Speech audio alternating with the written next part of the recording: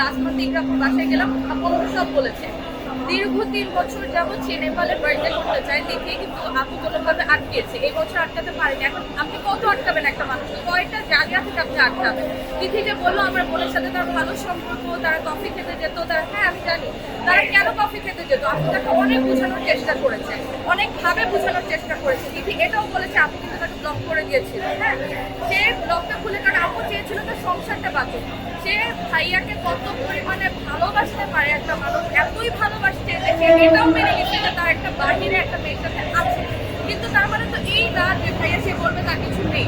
আচ্ছা, আমি এখন আপনাদের কাছে একটা প্রশ্ন করি, আমার কোনো বেস্ট ফ্রেন্ড বা এরকম অনেকে ভিডিওটা দেবে, তারও কোনো বেস্ট ফ্রেন্ড তার নাম নিশ্চয়ই হাতে মেহেদিতে এখানে লিখবেন। তিথি কেন লিখেছে? তিথি কেন লিখেছে?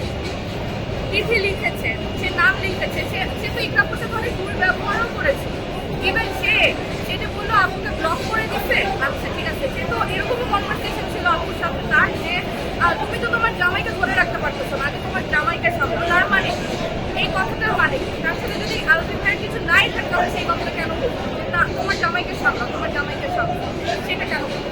আর এত মিডিয়া পার্সনরা যে মুখ খুলতেছে, তারা কি না জেনে মুখ খুলতেছে? তাদের কি আমি কি যে তার বিরুদ্ধে কথা বলে মানুষ কি এমন ভাবছে? এটা তো স্বাভাবিক, এটা জনগণ বুঝতেছে, কিন্তু সে স্বীকার করতেছে না। এটাই হচ্ছে আমাদের খারাপ করতেছে। সে রিজিকের দোহাই দিতেছে, রিজিকের দোহাই দিতে আর বাংলাদেশে কেন আসতেছে না?